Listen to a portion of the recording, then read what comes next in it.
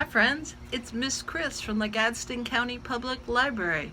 I'm happy to be here for another virtual story time for the ArtZone at Gadsden Arts Museum. Today we have a special book about Georgia O'Keeffe. I'm so excited about this book because Georgia loved the landscapes around her. The book is called My Name is Georgia and it's by Jeanette Winter. You might have a young artist at home who loves to paint flowers and the outdoors. This book would be a great inspiration for them. My Name is Georgia by Jeanette Winter.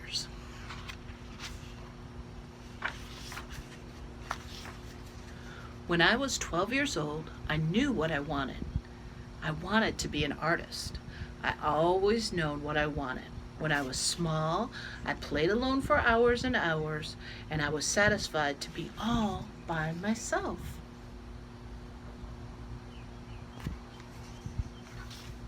I did things other people don't do. When my sisters wore sashes, I didn't. When my sisters wore stockings, I wore none.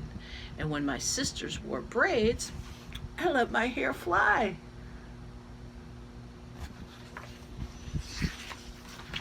I rode to town every Saturday to copy pictures from the stack in the art teacher's cupboard. At home, I looked out the window and I drew pictures of what I saw. Maybe I could make something beautiful at school in Chicago. I drew from statues in the museum. At school in New York, I painted still life paintings a day, every day. At school, I painted my teacher's ideas. When school days were over, I went out into the wide world to discover my own ideas. I went to the Texas plains, the Wild West of my childhood books. You have never seen the sky. It is wonderful. I walked into the sunset and I felt the wind across the plains. And I painted the sunset and the sky and the wonderful loneliness, the emptiness of the place. I painted day and night. I worked till my head all felt light in the top. I have things in my head that are not like what anyone has taught me.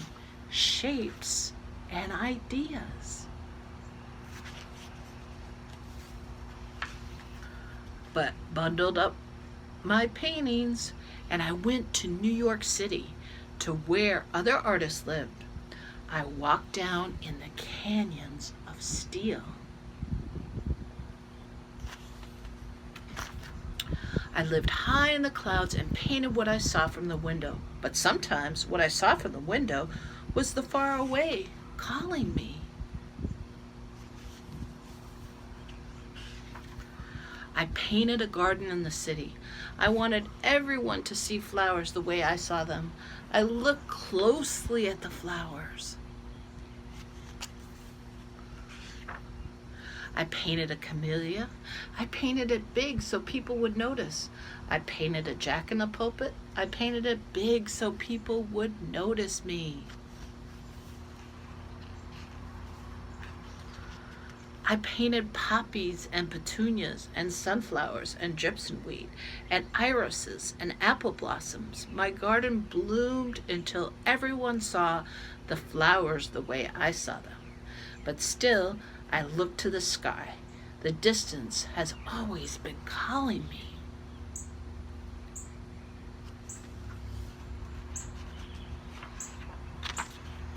I went to the New Mexico desert, so far away that no one ever comes. I was satisfied to be all by myself.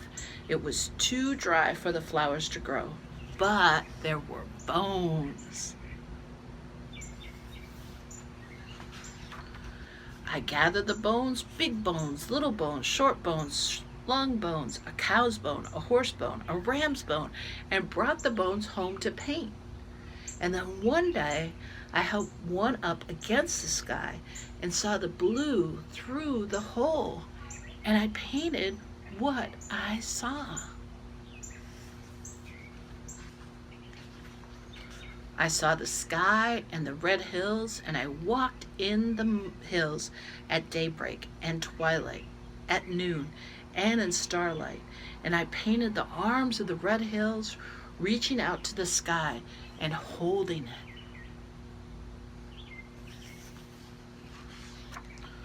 I painted the paternal mountain in the far away.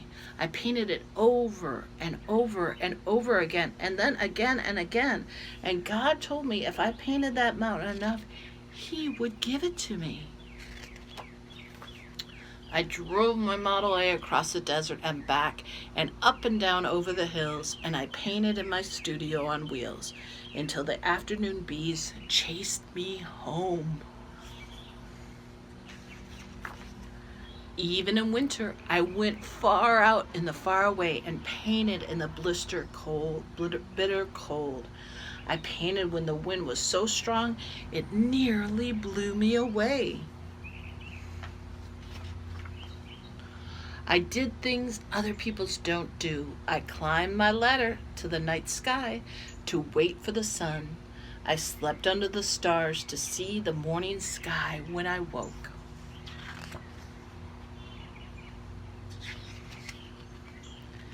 And the sky, oh, it was wonderful. I painted the sky one more time. I painted my sky big so people would see the sky the way I did. I worked from dawn to dusk every day for weeks and months.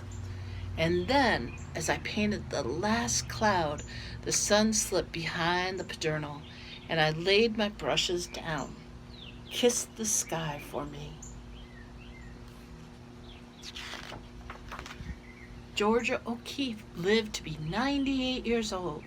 In museums all across the land, people see her flowers, deserts, hills, cities, and skies the way she did. This is a wonderful book, and I also wanted to let you know that the library has several other books that you might like to check out. Through Georgia's Eyes is available at the Gadsden County Public Library, and A Portrait of Women Artists for Children is available. It's by Robin Montana. So I hope you'll consider reading more about Georgia O'Keeffe. I know this book will be at the ArtZone, and you can find some more books about Georgia O'Keeffe at the library. And thanks for being a part of our virtual ArtZone Storytime. Thank you, Ms. Chris, for reading to us and teaching us about Georgia O'Keeffe. I'm Ms. Jordan from the Gadsden Arts Center Museum, and now I'm going to share an art activity with you inspired by Georgia O'Keeffe. We're going to be using watercolors to create flowers that flow off the page, much like Georgia O'Keeffe did, and you can find watercolor paint in our Art at Home kits available for free at the museum. We'll start with a quick lesson on how to use watercolors, and then we'll get into the activity. The watercolors you'll find in our art kits are solid blocks of pigment that have to be activated with water. The important thing to remember when working with watercolors is that the water dictates where the pigment goes, where the color is going, and how it's going to flow on the paper. So here you'll see I'm using different amounts of water in the watercolor, and the more water you use, the less pigment will come on the paper. You can also control how deep the pigment goes with some of the pressure on the paintbrush itself. Another thing to remember with the watercolors is that it's very important that you don't mix them on the blocks themselves. So you want to rinse the brush really well between every color.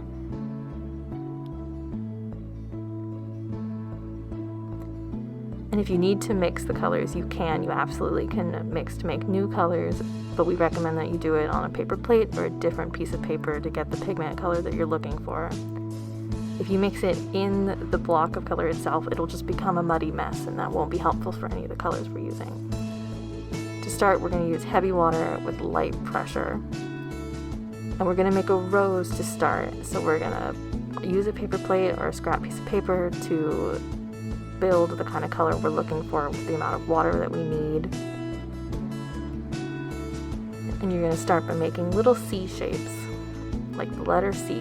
Just build them around into a little, maybe like a couple inches of paper.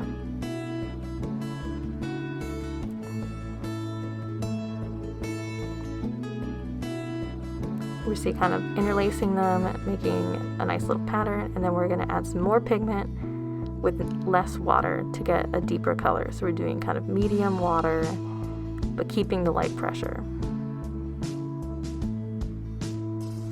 You can make these C's just a little bit bigger, a little bit thicker. They're going to be building out on the petals of our rose.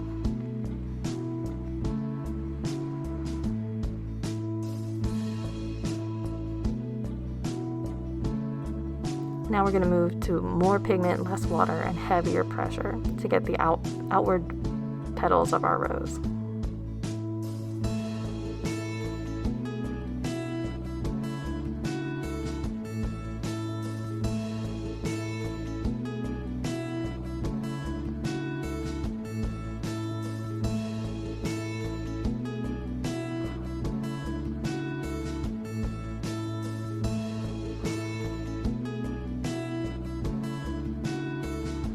Now I'm just adding some detail, changing the shapes of the petals to something that I'm more satisfied with, using the brush to just add some detail. I'm adding a little bit of pigment, some of the places where it's a little too light for me. And remember that anywhere you have water, the pigment's going to flow. So you have a lot of water on one petal and you add more red, it's going to deepen the color. I'm also mixing some yellow and green because I want a very specific green color for some leaves. And you can see when I'm painting, what I'm doing is kind of guiding the water, knowing that the color is going to follow. And then I can add more color later.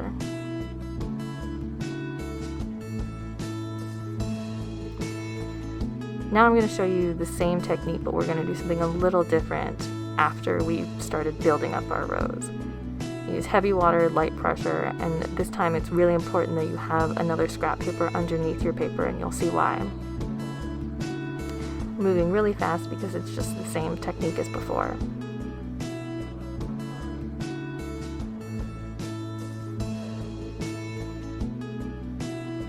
Moving to medium water and then keeping the pressure going between light and heavy pressure. Popped a little bubble in the water.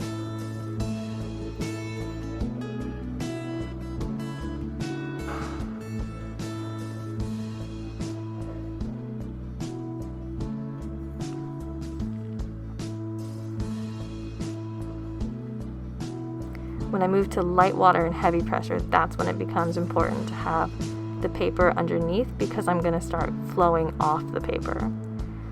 Georgia O'Keeffe did a lot with really big flowers. She wanted people to see the details of flowers that she saw, so she did them big. They fell off the page. So we're going to start extending our petals off the page to create the illusion of this really big rose that's exceeding the size of the paper. I'm adding some more details, adding a little pigment where I didn't have quite as much as I was looking for.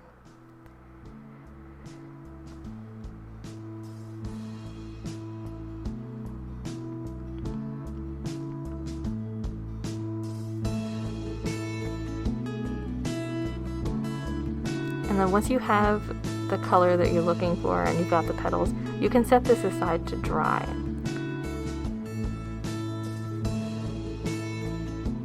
It's going to be really important that it's dry, or not fully dry, but dry, because we're going to start adding some water onto the page along these shapes of the petals. And what this is going to do is pull some of that pigment off of the dried paper and spread it out in the water. This is where it's really important to understand that the water is guiding the pigment, and so we're encouraging the pigment to spread out, fill in these spaces, because in a real rose, you're not going to have all this white space between the petals. You can see the colors all surrounding all these petals. So we're just going to encourage the pigment to kind of flow over the entire page while still keeping the shape of the petals that we had before.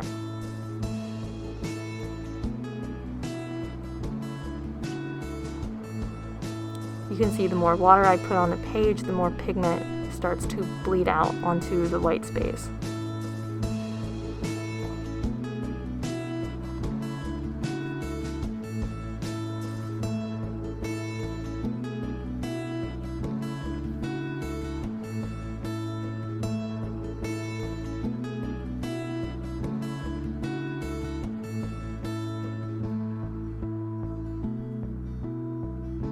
let that dry and you've got a rose. Now I'm going to pivot a little bit to something closer to a peony kind of flower, and I'm going to do this while demonstrating mixing colors a little bit more.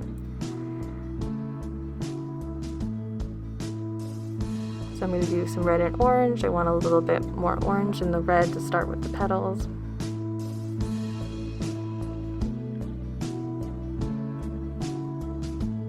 I'm going to do a lot of water and kind of go between light and heavy pressure.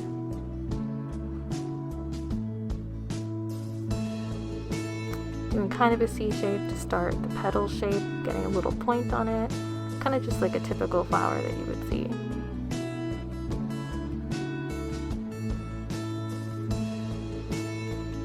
You can see that I'm really paying more attention to where I'm building the flower shape with the water, and then the color follows, and you can see I'm adding some pigment to the outside, letting it flow in the water that I've put onto the page.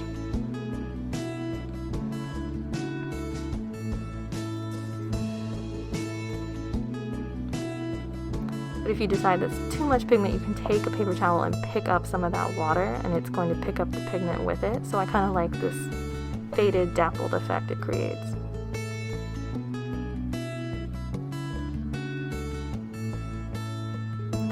Going for more pigment, so less water. I'm going to build out some of the color that I picked up with the paper towel.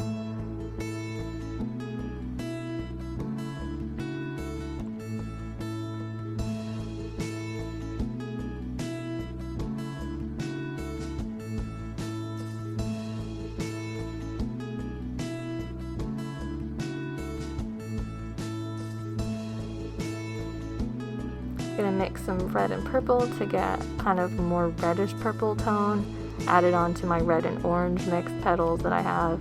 I'm gonna fill out just the space a little bit, kind of create more of an abstract peony.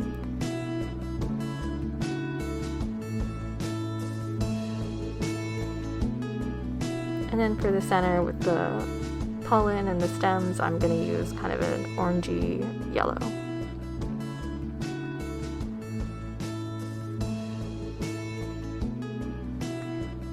I got some fresh water, and now I'm going to build some roses around this just to fill up the page. So like Georgia O'Keeffe, we're going to fill the page with different flowers, so kind of like a bouquet. You can see I've got some droplets from moving fast with the paintbrush. That's okay, we're just going to use that to build the flowers. It's the same technique with the roses that we were doing before, so you can just keep doing that.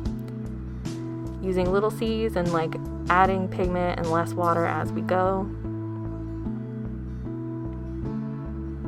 Now I'm going to make these multi-tone roses, just kind of have some fun with it. Once you get comfortable with the technique, you can start putting your own flair into it. And if you get something you really, really like, feel free to put it in the comments so that others can try it as well.